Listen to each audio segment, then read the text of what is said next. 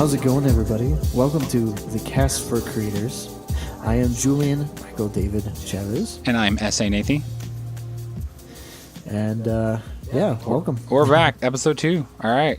Episode 2, cool. I hope you guys listened to the first one, the intro of sorts, and this one we're going to be getting into more detail on those who create, those who want to create, and so on, and then tell you what all we do and what all we create in this episode.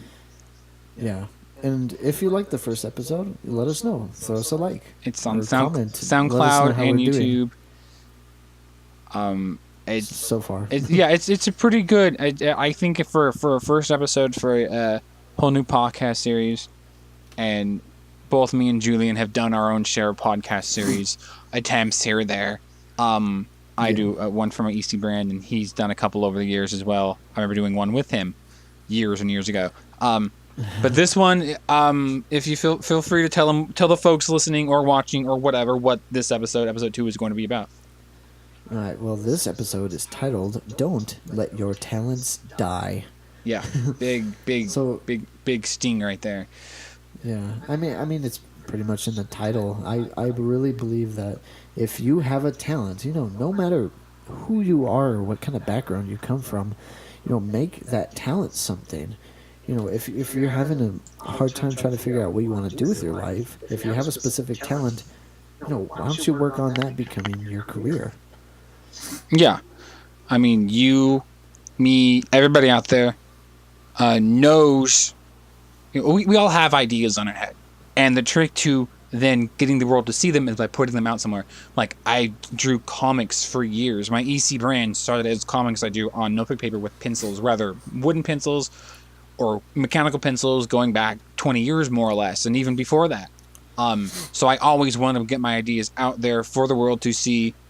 And with the internet, one of the benefits of the internet, one of the nice things about having the internet, having internet access anywhere you go, is you can showcase your talents. Like, so I was looking through my YouTube as I just recently hit my 11 years on YouTube, May 23rd, 2007, to just a few days ago. So 11 years on YouTube, and I did a little video blog on it. Didn't do a whole lot with it, but basically I've been on YouTube for 11 years. Yay for me.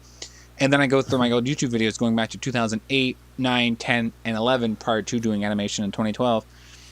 And there was really no substance or anything from my YouTube channel. And then as I became more into animation and tried to do my own thing based on my Wee Pals cartoon show, and then went to my other series, respectively, now 5 on YouTube, I basically just want to showcase my talents, but not let them go to waste, because I love to draw, and then that drawing led to I love to animate. I love video gaming, so it led me doing sprite animation and all that kind of stuff, pixel art, whatever. And I know for Julian, he's, for the time I've known him, and that's nearly a decade, he's huge into music and other things that come as a result of that. And I know he's big into art as well, and graphic design and stuff like that. Yeah. I would also say that you have quite the knack for writing and reviews. Like you've always been someone who will talk about anything. Yeah. So I think one of your strong points is talking about anything. Yeah. I love writing. Writing is where I developed writing from doing my old comics, my old drawn paper, pencil comics.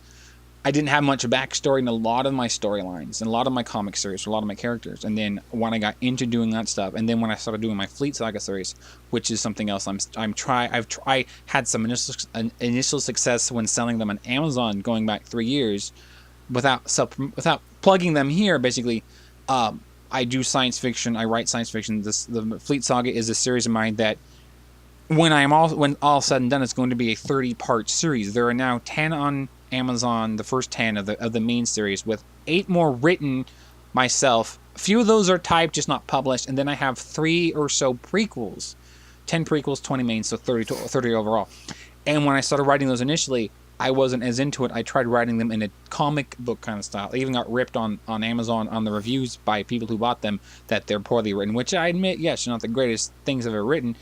And there are a lot of people who are confused by what's going on, but that's how it is with any first chapter of any series, movie, TV show, whatever. But as I progressed writing them, I got more into doing the backstory, just like with my comics, and then started doing the more darker stuff. I love writing, but I prefer dark style. Like even my cartoon series, Hero Man and Total Warriors, have darker elements to them.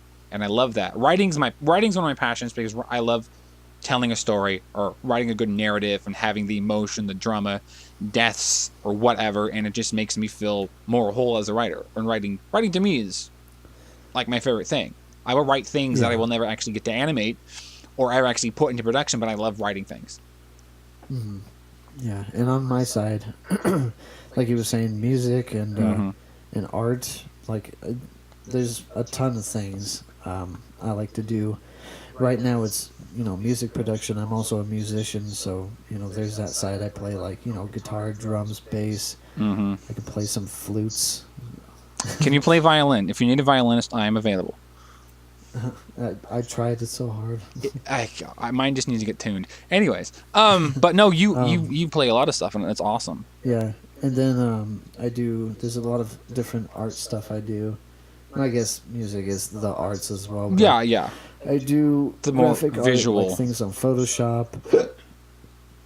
I can also paint and draw, and hiccup. And I also like to make tangible things. Like right now, I'm getting into pottery. Oh, that's fun! I love crafts. I've made things with leather, and I've done a bunch of craft things, and art's fun, stuff like that.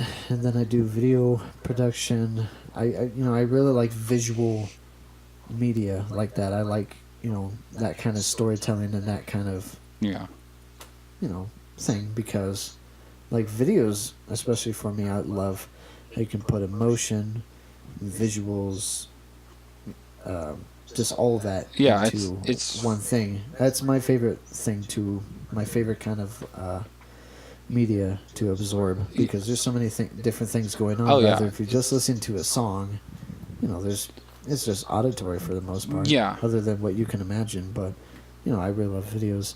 But yeah, those are for the most part the talents that I have. Yeah, I would do more if I had the money and time to do it, because I want to get into doing like stop motion animation, because that was the first things I did in middle school. 7th grade, I took a art class called Adventures in Media, which is basically, I thought, art. I didn't really incorporate what the terminology of the class title meant, and then realized it's animation. We did stop motion animation. We did some early use old computer programs on the old Apple computers we had in the computer lab to do some not stop motion, but flip book animation. We did zoetrope stuff. We did flip books, like actually hand draw. I love zoetrope. Zoetrope was like one of the earliest forms of animation.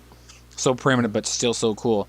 Granted, my drawings didn't look the greatest, but I love doing it. We did stop motion. We did with the old 35mm camera, where you took pictures, you did individual frames, which back then I hated, but now I'm like, that's easy, because that's every bit of animation is now. You just do a lot of frames in a certain time frame, frame speed, frame rate, whatever, and it's fun as hell to do. And I really want to get back into doing that, or doing some stop motion stuff with Lego or other things. I want to get back into painting, because I love to paint. I love just art, and I love crafts. I love doing all that stuff. It's just fun.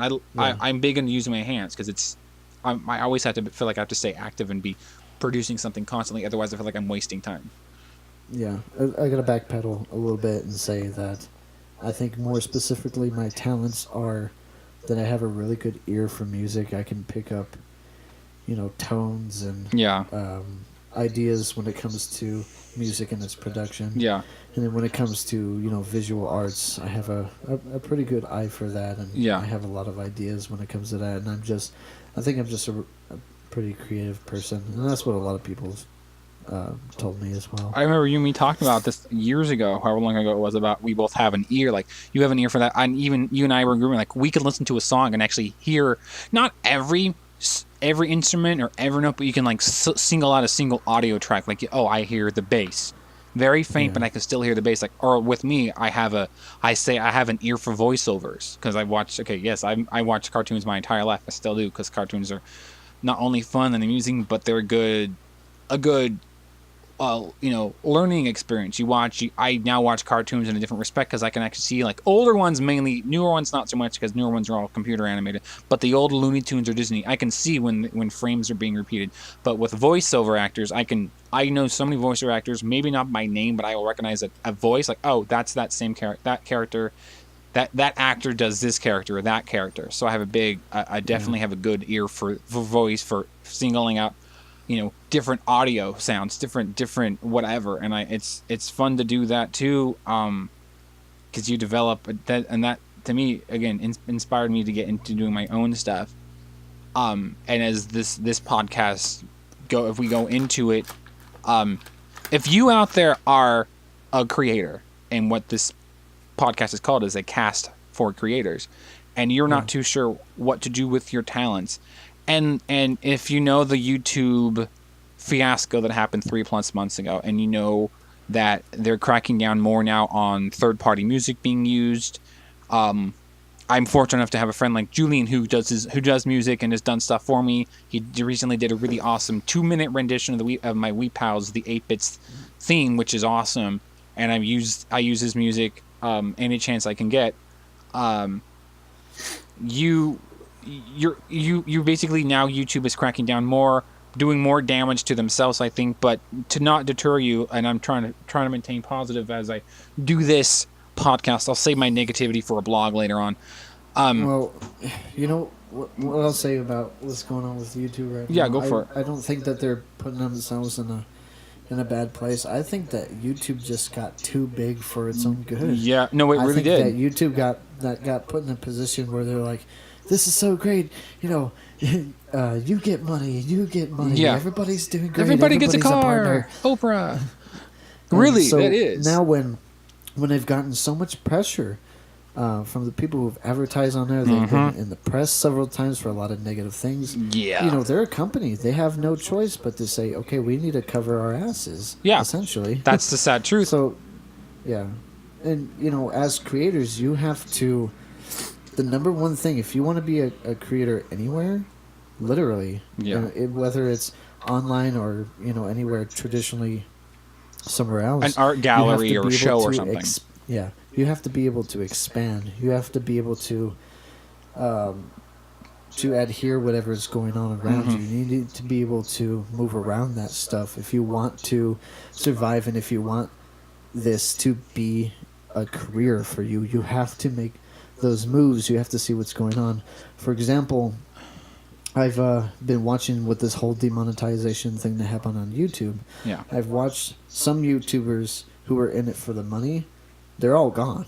Yeah. They stopped uploading to YouTube. The YouTubers who've been there for years, and, you know, first it was a passion project for them. You know, they're still there. They got hit with demonetization too, but they understood that it's a business. Yeah. So they put their cards in other places. Like a YouTuber, Boogie2988, he does these crazy. He does like these vlogs. He also is known for doing these crazy videos where he calls himself Francis, and he rants about like video games and stuff. Oh yeah. But he also has a Twitch channel, and he makes so much money from Twitch. You know, you'll see every night when he streams, you know, people are donating money left and right. Yeah, and, he's got of course, there's other YouTubers who are doing Patreon. But you have to learn what's going on around you. You have to adapt, and you have to flourish in that environment. It's harder than it was, but it's still possible. Yeah, it's true that it is harder now. But, you know, the more that these newer creators get into that mindset, the more, you know, other YouTubers are going to understand how you can navigate through what's going on right now. Because that's definitely something that I noticed. Like, if I haven't officially had a really strong YouTube presence in a good while, I'm still kind of working on my stuff to get as good as I can, and then I'm going to start throwing out like really good content. Your quality over quantity, basically. Yeah. So and I respect it. When I do that, I realize that it's going to be YouTube is going to be in a totally different place. It will be. Start doing my thing and start really promoting and doing as much as I can to get out there. But, you know, it's not going to stop me, because I'm going to remind myself that, you know, this is a passion project for me. It's a showcase of my art and my work, and I want it to be fun. I don't want it to be, oh shit, I'm not going to be able to make money from YouTube. Yeah, that's definitely something. And you have, like we talked about personally, and I think you've mentioned in the first podcast of the series, you have a good niche. You have a good little platform and support system you're already standing on with the local music scene down where you live and stuff like that, and you're doing recording studio sessions and other things, and doing video production, audio, and you're doing stuff for the hockey and other things. You have a pretty good platform with me because of my personal life, which I'm not going to get into really, because I've talked about it in my own YouTube channel numerous times, or people who know me well enough, they know more or less what I'm going through, etc. But with my YouTube channel, like I was saying earlier, I had no identity on YouTube for the first 4 years or so, 4 or 5 years on YouTube. And then when I started doing cartoons based off my old Wee Pals comic strips, people, I know my characters, Will, Phil, Boxy, Hank, Glurp, etc., including Julian's character, Shadow Shred, amongst others, with, parodies and other funny things that I love to do and continue to do, and I've improved, and I'm going to keep upping my game. I've had more success the last few months than I've had on YouTube in probably a year, and I love it. But now I'm looking at well, I'm not getting anything off of it, so it's that bittersweet feeling. And with being demonetized and being 800 plus still subscribers away from hitting at least that half of the goal to reach the other being the 4,000 hours watched within 12 months of demonetization. So in the next 7-8 months, if I don't hit that, if I can hit one, I'd be happy. If I can hit both, I'd be amazed. But I'm not going to let that deter me or basically turn me off of it either. I'm not going to up and quit. I've been on for 11 years. I have an animation based channel with other things, some video, some actual video blogs or EC stuff, whatever that isn't animation. But I'm going to keep doing what I'm doing because I have the passion and the desire to do this and make these things, as hard as they are. I still want to do them. But again, YouTube may not be the place for you if you're a creator of content. There's Twitch, and Twitch is huge. Twitch was something I had never even heard of until a couple years ago. When basically YouTube still is a big live streaming gaming based site. The majority of videos I swear on YouTube, if they're not music videos or something from a TV, from like official TV channel or show channel or whatever, it's gaming. Gaming is still like at its core one of the biggest things on YouTube, and what Twitch took a good chunk of that, and I see more Twitch activity. I'm not on there personally, but I talk to people. I know people who have Twitch, who are big gamers, who play their PlayStation or Nintendo or Xbox or PC or whatever they're playing live for an hour or two, and they get huge devoted fans, and they have their audience, and then they share stuff on YouTube, like clips or compilations of it. So there is still a huge market outside of YouTube. So YouTube may not be for you, or just do a podcast, upload it to SoundCloud, or do something else, or use some other outlet, use Newgrounds or other places that still have a pretty good community, and you can still get pretty good views.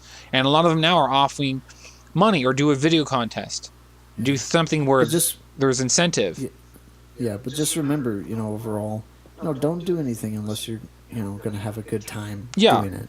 Don't try to push yourself too hard and be like, well, this isn't fun. Which I've been there. I've burnt out numerous times trying to, write a script, do the initial background work. I'm doing, if any of you out there listening or watching or whatever, somehow hearing me say these words currently, my Reggie Retro, which is my original Sprite animated series, yes, it's based off your classic, NES, SNES era gaming, but it's all original character storylines. And I just recently finished the backgrounds, where I'm doing all this pixel and sprite work for the very last episode / level, whatever you want to call it, the final episode of the series, of this initial series, because I have plans for sequels, because I'm that crazy with writing ahead of way into the future for my things. But I did the backgrounds I did 34 or 35 individual backgrounds where I have to customize buildings, customize elements like street lamps or trash cans or whatever. So I'm going through all I have stock from all these other games and other pixel and sprite things, and making all my own new and custom and original things. So there's so much work to do that, and then to do the animation on top of that, to do the overlays, or if you're using more advanced technology like Julian has, where it's so much more simpler and streamlined, you're not having to do a lot of copy paste, cut, copy edit, whatever. So much more handy, and I'm envious of him and those who use these high end programs, which I want to get into because I need to, because it would probably make things at least a fraction simpler. But when it comes down to doing animation, or not even that, any form of art, any anything, whether it be music, video, animation, video blogs, gaming videos, anything, well, anything you want to produce, anything you want to create, do it. But don't let the fun run out, because I let that happen to me. Right. I get bummed out when I put time and time and time into something and it doesn't get the views. I'm like, well, that was, to me, I try not to think of it negatively as it being a waste of a month of my life. I think of, well, it's got a few views. I know people out there it will catch somebody's eye, hopefully. And we all want that. Like Julian said, he's had numerous YouTube channels. He's had numerous projects he's tried getting out there on the web, here or there, anywhere else. And it takes time. Like, again, this is the latest project for him and I collaborating, the Cast for Creators. And it takes a while, because YouTube, 11 years into YouTube for me, and YouTube's been around since 2006 or something. I don't know. I joined it maybe a year or two into its existence, and it was something so much simpler back then, where there was no IP or licensing problems. People just uploaded stuff recorded off of TV or whatever. And there was only I remember the limits were like 10-minute limits and then 15-minute limits for uploads. And then when Google basically completely changed everything at the initial for the better, obviously they've done not great since then, or YouTube just grown too big, like Julian said. Something I will say, YouTube's grown too big for its britches, and it's basically at the point of implosion or collapsing on itself because it's just growing too far. And I get it, advertising companies don't want to see their ads in front of something offensive, but that's where YouTube needs to come in. If they have the technology, which I know they do because all this stuff is on their server, I don't know why they can't filter that a little bit better so things... Well, yeah, it doesn't make sense to me. It's like, it never does. Why are the ads not being put in the right place? Well, because there is a tool, and I wasn't even aware of this until probably... Well, I think I knew about it, but I wasn't completely aware of it till after I was demonetized 3 months ago, where you can actually pick when you're uploading, and you go into the advanced settings menu on your edit video, or when you're uploading something while it's still uploading. One of those two things, you can actually rather click monetization or not. Basically, you can say, I want this or I don't want this. And because all my stuff is perfectly fine content, I would never really thought about it. But people who rather weren't aware of it, or were aware but were like, screw it, I want to make money off of this, were doing it, but they were doing it, again, not just because they wanted the attention. They wanted to see their video of them, something sick or twisted or perverted or whatever, which YouTube still has a lot of. But YouTube painted as a really good YouTuber, Alan Spicer, basically said in one of his little hints videos, which I watched to help YouTube growth, and he replied to me directly on YouTube or LinkedIn or whatever. YouTube painted too broad a stroke, because the few caused the problems and the many had to pay the price. And YouTube needs to really should have rethought this, or because I watched the video right before February 20th, there was a video from somebody at YouTube, some official YouTube guy, saying the reasons why we're doing this thing, and it made no sense to me, because channels like mine that are clean, that are wholesome, that are G-rated, that are E-rated, that are just cheesy little animations, were not the problem, and I hated that. Sadly, the thing is, there's only so much they can do. Yeah, I get that. They can really only just use automated things. Yeah. They don't have a team big enough to go through every freaking video to see what's safe and what's not safe. So have all those algorithms, whether they're broken or not. And I think that the whole thing about, the few ruin it for all or whatever, the few is like, hundreds of thousands or millions. Yeah. So that's a big problem. Yeah. Because not only is it offensive content, but the reason it shifted from with the whole, you have to have that certain subscriber mark and a certain hours watched, is because there's people just starting these channels who are ripping off all kinds of other content. Oh, yeah. They're getting tons of views. I've had that happen to me. It's been a problem for years. Yes. And so I think YouTube is trying to do all it can, really. And I wonder if they could like do something to where YouTubers can help them out. I feel like they're trying to take on an issue in a community where they should be talking more to the people who are in that community more. they manage the company. They should be Yeah. talking to essentially its employees, people on the inside. Yeah. Like, what's going on? What can we do to help? The one thing about YouTube, which YouTubers keep saying over and over, is the communication really sucks. Yes. It's like they implement all these changes, and before anything, it's already too late. And then the reaction is like, "What's just happened?" Yeah. Suddenly, Because honestly, it's fine. Yeah. It's fine to me if they want to do certain things, but just like, where's the communication? Yeah. One of the issues is, how do people know what's safe for advertisers, what's not safe? Yeah. Apparently there's this algorithm that kind of rates videos like you would for movies or TV. Yeah. People want to know, how you get those ratings, so they can better, rate their content. Yeah. So they, it's tools. There's so many things that creators can use. There's so many things that have changed on YouTube towards like it's no longer what it was, and that's fine. The internet has evolved. In my lifetime, I remember when I was young in elementary school, me and like two people in my school, and then 3 people in a school across the state were like the first people to use a very primitive chat system. This is in like 94 or 5. And then as things evolved, chat rooms to message boards to BB forums to other things, and then obviously with the advent of online videos, because you look at those old PCs and old computers, those old Macs, they had no memory, they had no support, the internet was very primitive, and as YouTube became what it is now, because remember YouTube, there was like 2 YouTubes, there was UYO YouTube, then there was U, the letter U, hyphen tube, and then YouTube itself was one or the other, and all these things have been YouTube.com, what we all know now, is what it's been for 10, 12 years or whatever. But with YouTube, there's so many things that YouTube itself as a business is doing, and I get that. As someone who's trying to get a business going of his own and has worked in retail and understands why certain things happen, certain things don't happen, why pros, cons, good, bad, etc. happens.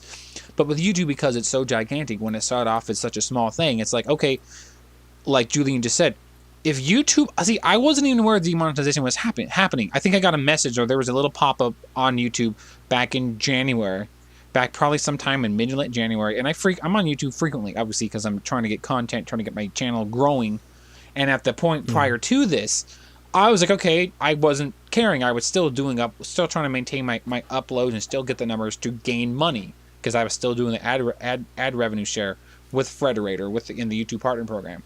But Frederator being one of the better networks on YouTube, I may not have monetization, but I'm still having full support. That's why I love Frederator. Thanks, Fred Siebert. But when YouTube did what they did, they didn't even give us much. They gave us like a month.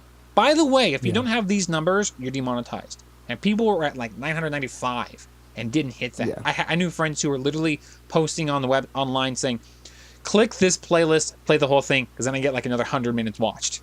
Basically, like, just don't even, just put it on the background. Mute your TV, mute your computer if you want to. Just put this on autoplay. It'll play through these 20 videos. That's another 100 minutes watch. That's another hour and a half. That helps. And I was like, I don't want to sink to that level of desperation, but I was like, do I have to? Because I'm trying to do more things to grow and expand. But YouTube did not communicate with any of us till basically the very last second. A month may seem like a long time, but when you're so far from hitting those now out of reach, unattainable goals, because the old monetization standard was like 10,000 views on your channel or on your videos, that everybody had. But I get why they want to crack. I get the advertising companies cracking down on Google, and Google then cracking down on YouTube, and I get that. But the thing that turns me off of the whole thing is the fact that you're seeing all these people like me who need what they were getting, and if they weren't getting enough, they were going to keep trying to do that. I was never hitting that initial threshold of $100 to then get the money sent to my PayPal or a paycheck or however they paid me. I have no idea how, honestly. Some Google paycheck or whatever, some digital money. But because of this, I'm never going to get that $12 and change I made, or if I can't, I have no idea how to get to it. And YouTube did all these things without thinking of.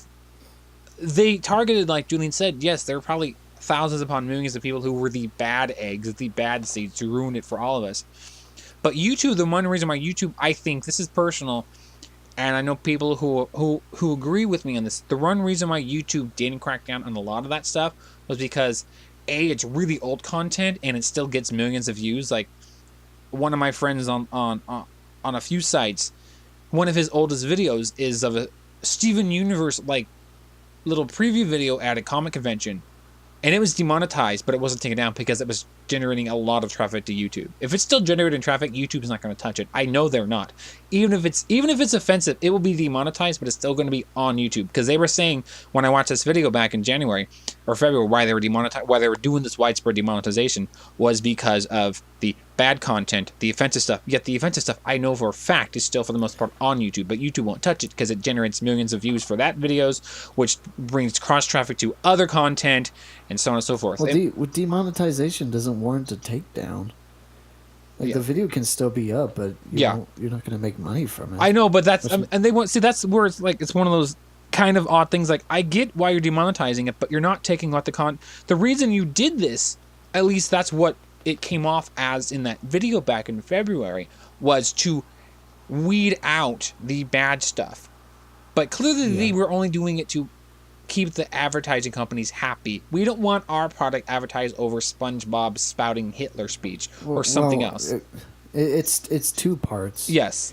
It's filtering the bad stuff. Yes.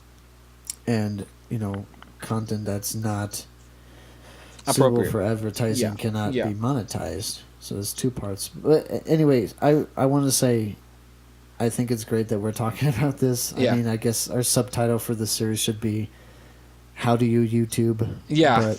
But YouTube, yay or nay? About talents, because I want the main focus of this podcast to be, small creators. They can listen to this. They can get some tips and tricks and some ideas. This is just a little bit of an op-ed section. Yeah, this is going to happen every episode. I know it. Yeah. Well, because it's something you and I both have a strong feeling about. You look at you're doing the more business side. I'm from the guy who's been trying to do what he can for 11 years, and we're sort of merging our individual opinions, but coming to agreement on a lot of things, because we both agree to go back onto the topic of, using your talents, etc. Sorry, I quickly forgot what the title was. But using your talents. Your talents die. Yeah, don't let your talents die, because honestly, if you have it, like I didn't. When I stopped drawing, drawn comics, I went to webcomics, so I was still drawing, and then webcomics obviously led to cartoons. So I basically evolved. You evolve your art. You evolve your passion. If you start like with Julian, he was. How long have you been making your own music? Well, I've been playing music since like 2009 or 8. Yeah, and then the first song I recorded was like 2010. So you're going, been going on from that. Yeah, right around the decade. So in about the same time frame as me with my legitimate YouTube content. So if you're out there and you want to, and you have an art form or a musical talent, singing or whatever. I mean, look at one of the positives of YouTube, and I'm going to speak happy about YouTube for a brief minute. Is YouTube is if you hit that right thing. Like, I'm not a fan of a lot of them, but like Justin Bieber or I think Owl City was YouTube originally, and I like the song Fireflies. And there's a few. You're so detached from the trends right now. I really am. I don't trend in the modern era. I'm still stuck in the 80s and 90s. Gosh. I really am. I'm retro through and through.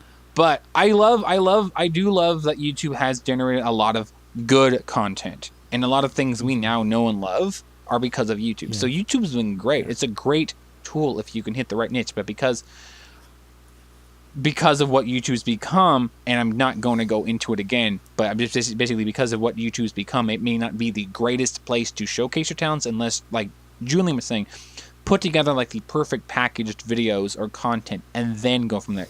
Like with me, my first Wee Pals cartoons were choppy, no sound, hardly any real skill. And then as I evolved for the last 6+ years, I'm doing, these big long 15-minute animations or 10-minute animations, and I'm having legitimate fun doing them. But keeping in mind that, yes, for me, and like Julian also said earlier, 10-15 minutes ago, you want to have fun. You don't want it to deter from fun. But for me and like others, if not YouTube, but at least by what they're creating or producing, you're trying to make money off of.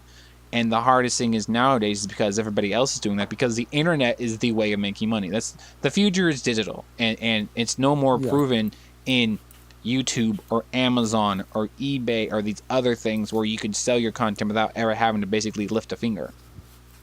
Yeah. You're not having to leave your own the comfort of your own room or studio or office or whatever. You just, work on a project, put everything you can into it, because by all means, put more work into it, because then it looks better, because then you're not like, oh, that was a disappointment. Put everything you can into it. Don't burn yourself out. Give as much as you can, but don't let it take away from reality, because you don't want to be. I've had moments where I'm sure Julian may or may. I've never actually asked you personally, Julian, but have you ever had the moment where you're basically having cabin fever because you're just like obsessed with something, and no matter what you try, you're like, this is not working, and you basically feel like you're going to go insane. Don't let that happen to you. Don't give yourself a 5-day migraine like I did 3 years ago, where I literally was doing too many things and my brain just burnt out. Yeah. Well, I want to segue a little bit here, so our listeners can hear specifically how, talent can end up translating into the kind of content you pick, because I think that's a very interesting process. Oh yeah. For example, for me, like I said, I have a fairly good ear and a good eye for visuals and art, and I'm very creative, so that translates to me with my music skills. I can play a bunch of instruments, but I think the best thing I can do with the music side of stuff is I feel like I'm a pretty decent producer. Yeah. So I pay a lot of attention to, themes and different kinds of things when it comes to music, and I feel like I can, recreate or, be creative with that kind of stuff and expand in that sense. And then when it comes to, visual stuff, whether it's videos or anything tangible, just whatever I've seen, or music too. I think I produce my videos very musically. Like there's a good rhythm to them. Oh yeah. Especially if there's a song in the background. So I think that's like a good example of how I use my talents to do that. And I'm not a very outgoing person. I'm very introverted. Yeah. So one of the things that my talents really help with is kind of help me express myself. Oh yeah, definitely. And show people, Well, art is like the ultimate form of expression. Yeah. Art is like the ultimate form of expression. Some artists, some painters, somebody said it years ago, like centuries ago, and basically art expression, expressionism is a form of art. So therefore art to me is like the greatest form of expressing yourself. You put the paintbrush to the palette, you put the pen to the paper, you put the mouse, you put the stylus on the tablet, and basically, or you put the, you plug in the guitar to the amp, or you grab your drumsticks, you grab your tool, your paintbrush, whatever that may actually be, and you put it on whatever the affiliated or related canvas is, and you just let it flow. One of my friends who I went to high school with, who I did a music video, done 3 music videos, but I did one for him earlier this year. It was animated for his track Frequency Filters, which is a really cool spoken word. He calls it flow therapy. And he's done numerous ones, and this is one of the ones he had done to music, and so I did an animation for it. And the way I did it was one of my most creative things. It's surreal. It's very like breaking the fourth wall, because it's him animated in a cartoon, very good-looking cartoon form. It's not choppy like a lot of my stuff. And the way I did it was so fun. But like Julian was saying, the talent I have is I'm an artist. I've been drawing my entire life. My first things I ever drew were like Ninja Turtles, and then when I started reading more comic books in the 90s. I'd read the old Sonic comics by Archie, the old Sonic the Hedgehog, Sega, but by Archie Comics. And then, so I started drawing characters that look like those. So I got characters that I still draw to this day. And if any of you are familiar with any of my work, Hero Man and Total Wars are in the same brand as those characters, like Windfire, the TK, Spontane Seed, and other ones that I recently am doing again, and are on my website and spread across the web here, there, or anywhere else. But my main 2 talents are drawing and writing. I put them together. Yeah. You can write you can do a good comic story. You can do add animation to it. You can do a cartoon, and I love doing it. And basically that's the only. I'm like one of my oldest pastimes is, and it's like one of my things I'm quoted as saying is like when I get bored, I draw. Yeah. Like every day when I was in school in class, while the teacher's talking on my notebook, I'd have my pencil in like the corner of the margin. I'd be like drawing a little something or a little like design or some weird trippy thing. Like I would draw, and then I got more and more into Right. it to where drawing became my main pastime, even outside of gaming. Drawing is one thing I'll always fall back on. Now I'm doing it on a tablet, on a computer, but drawing and then writing, incorporating into that is like my talent, and I love doing both with a passion. Yeah. And because, like this specific episode is about, talents are important. Yes.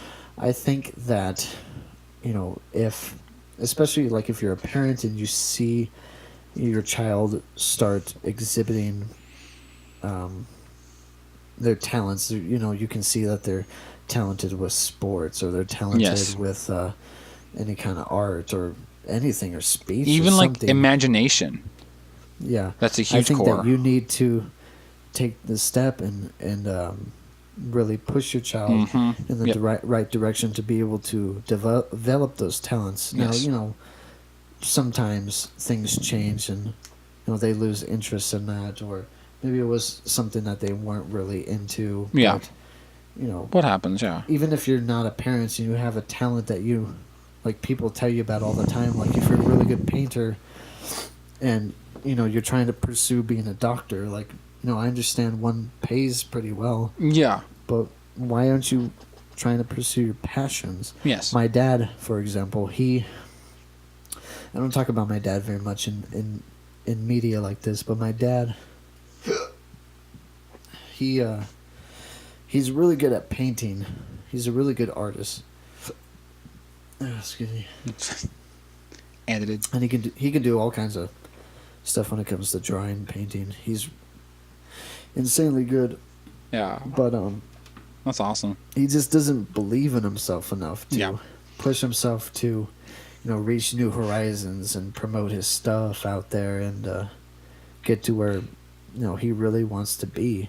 And people tell him all the time, like, they say, "Oh, you're an amazing artist. I can't believe that you can do this stuff. How come you don't sell anything?" Yeah. My dad doesn't believe that he is good enough. It's to that do self-doubt. type of It's that, thing. yeah. Yeah.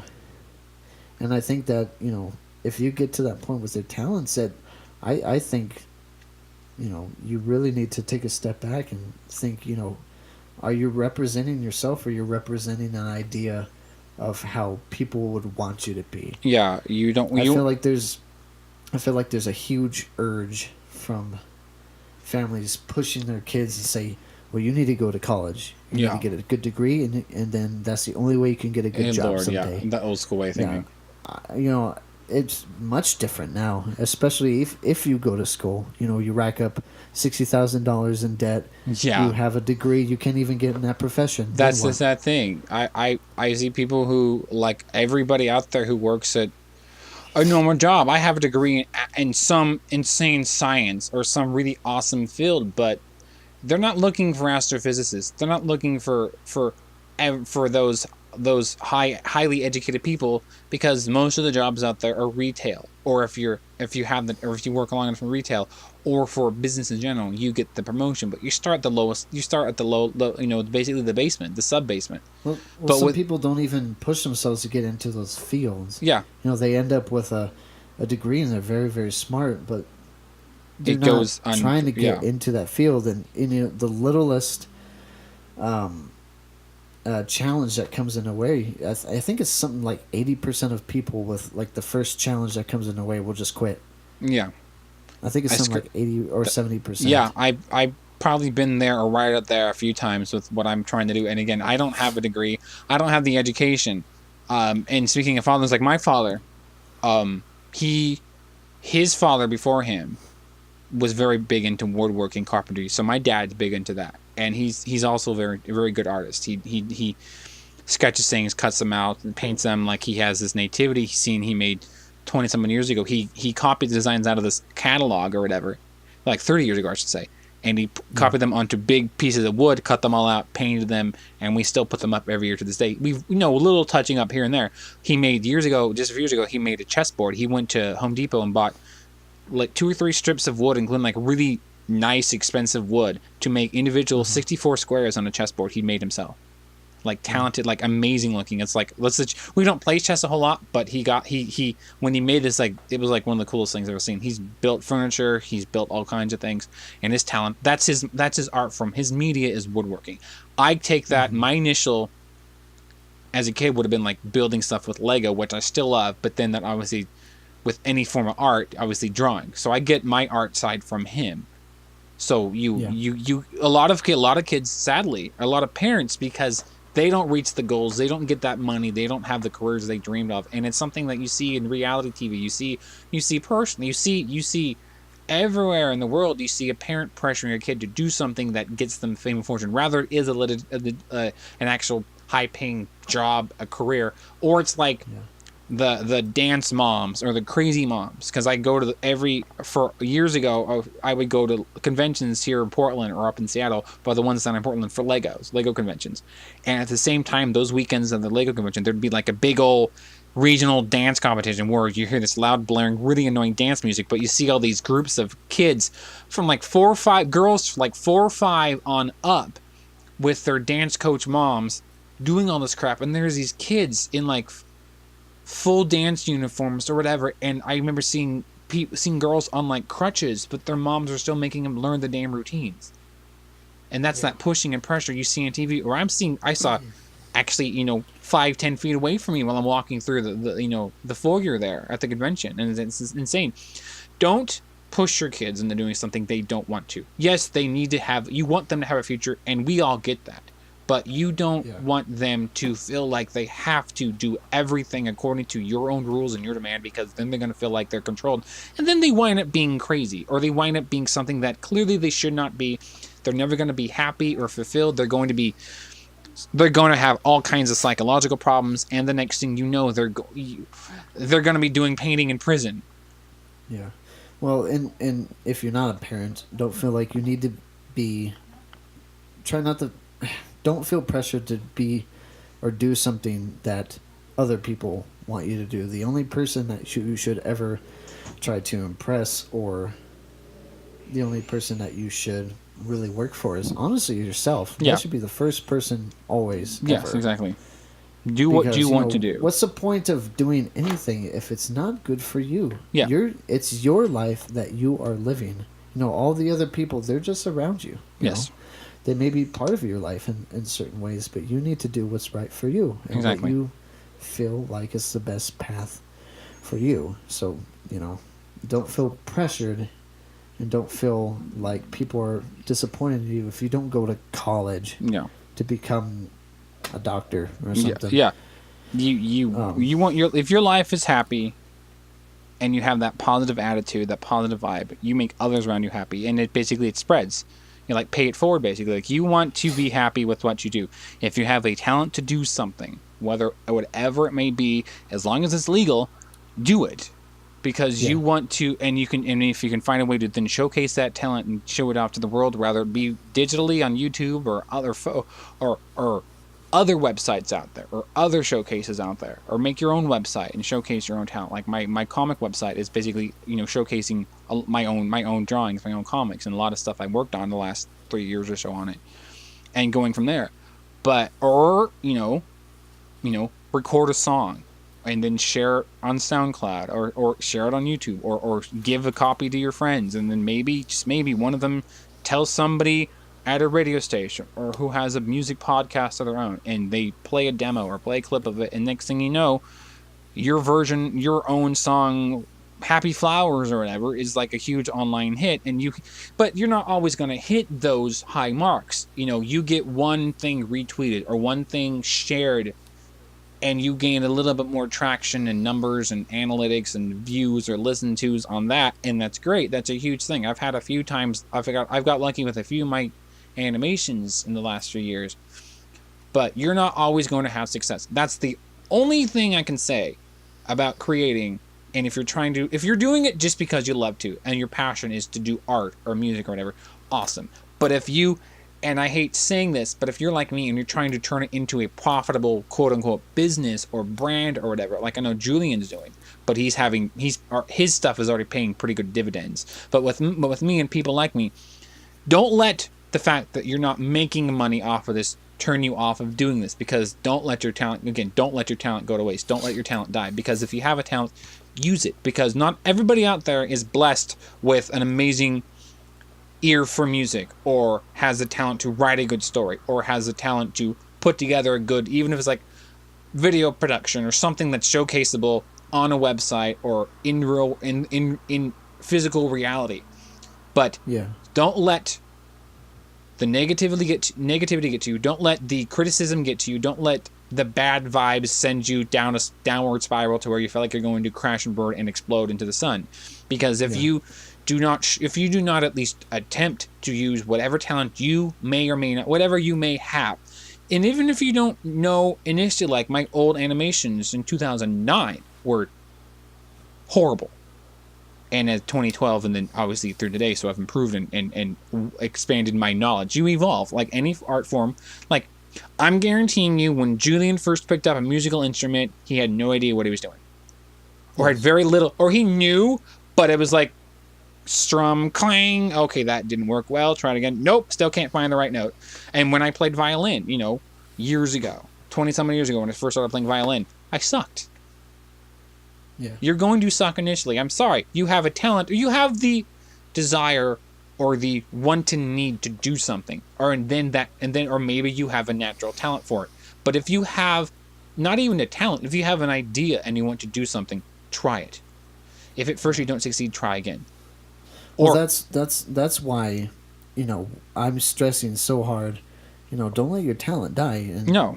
If you want to make a career of it, then work on it, because if you make that skill, if you work on it so much, and you get it to where you're a master of your skill, that's the reason why there are businesses. Yes. It's people with certain kind of skills that, if you can't do yourself, you're like, okay, I'll pay you to perform this service for me. Yeah.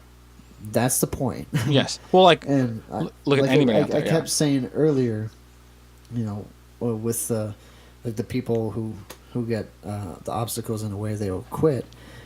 I want you to remember that, you don't truly fail until you totally give up. Yes, exactly. Remember that failure is only part of the process to getting better. It's part of the ladder to success. Yes. If you think about it, someone like Thomas Edison, like he had so many how many failures, attempts in the light bulb? Finally, yeah, 100 or 200, some insane number, like 1,000 attempts to perfect the light bulb filament, and then boom, finally. Yeah, but just if you truly want it to happen, you will find any way you can to make it happen. Like for me, like a big issue for me was money. Yeah, my family. That's my main issue. Life has been pretty. They haven't had a lot of money, so I didn't get a lot of opportunities to get the kind of instruments I wanted to try, or any kind of programs or anything like that. So I've had to, figure out means for myself to make that work. Yeah. So like, for example, I took on a job, and I went as far as I could in the job, and I ended up making like $35,000 a year, which isn't a whole lot, but that's a lot more than I've made my entire my life. age. That's a sad admission right here. I don't think I've made even a fraction of that in my entire life. Gosh. Yeah, but it's fun. The advantage of that was I was able to. You had a resource. Put it back into the stuff I wanted to do. Yeah. I have a nice, Mac laptop now, and cameras. I've seen it set up via Skype. It's like that. insane. It is. So I was able to do that, and I was also able to, sit down for hours and hours and hours, put in the work, all the time, and learn all these skills and techniques, to where I feel like I have a pretty solid ground to stand on now. But even then, I'm like, I gotta continue to learn. I gotta continue to get better and better and better, because I want to be the best. Yeah, exactly. I want to have shoot for the stars. Stuff that's not only good for other people, but when I watch that and I consume my own content, I want to be like, you know what, that sounds good to me. Yeah, I want to make stuff that I like. Yeah, like I watch my own YouTube videos, and I watch those voice syncing issues I had a lot in my older ones. But then I reached those certain episodes and like certain cartoons in like 2014 or 2015 or more recently. Like I fine tune them as best as I can with what I have to use. and I'm proud of a lot of them. And you like that. Yeah. Even if nobody else likes it, if you like what you made, if you're proud of your efforts and you put hours and weeks into a process, into a project, and it looks awesome to you, even if like there's a few things I have issues with some of my older animations. Even more recent was like, oh, the sound effect is off by just a fraction of a second. But honestly, outside of that, I look past the one or two mistakes, because they're going to be there. For me, at least, I'm going to have a mistake or two in each thing I do, because nobody's perfect. But if you watch it and you're happy of the finished product, and you're like, this was fun, like my Total Warriors or Hero Man, my more recent cartoons, I love them because I feel like I had a complete package in the episode. I had a complete package in the animation, and I feel like this is the best I think I've ever done. And that's what you want to do. And you want everyone to be like that. Like, you always want to beat your high score. You always want to top yourself. You want to one-up yourself. So that was great, but I need to make this better. I need to make this that fraction better towards like, wow, that made the last episode look like crap. And even though that was amazing, this was so much better. Yeah. Wow. Yeah. But basically, use your talents, people, because you all have them. Everybody has a talent. And if you find that talent and a way to use it to any advantage for yourself or for others, even if it's something, even if you're not making art, if you have opinions or views that people out there would listen to or agree with or even disagree with, but your views are very strong, your opinions are very strong, use those. Use any talents you have. And it doesn't have to be revolutionary or anything. No.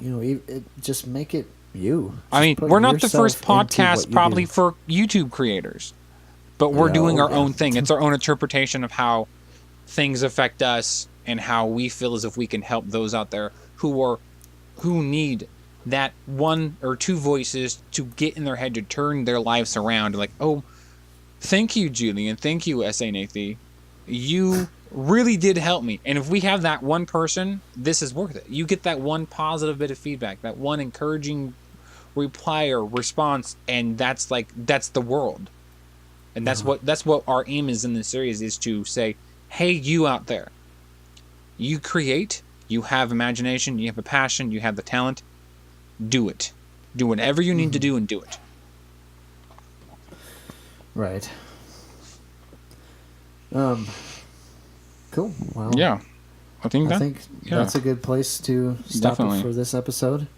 Guys, I hope you really enjoyed it. If you have any questions for us, of course, leave them wherever the episode is posted. Yes. A question for you guys is, what kind of talents do you have? Have you made anything of your talents? Would you like to? Leave your answers in the comments. All right, definitely. Yeah, please do. Next week, we're going to be talking about successes that we've had, and I have a guest coming on to the show to talk with Mr. Nathe and myself. Awesome. He's done similar kind of things, but with more traditional media side of things. So he's going to share his looking forward to that one. experiences, and of course, like the next episode is going to be about his successes. Awesome. So, like I've said, my name is Julian Michael David Chavez. I am S.A. Nathe. And we will see you guys next time. See ya.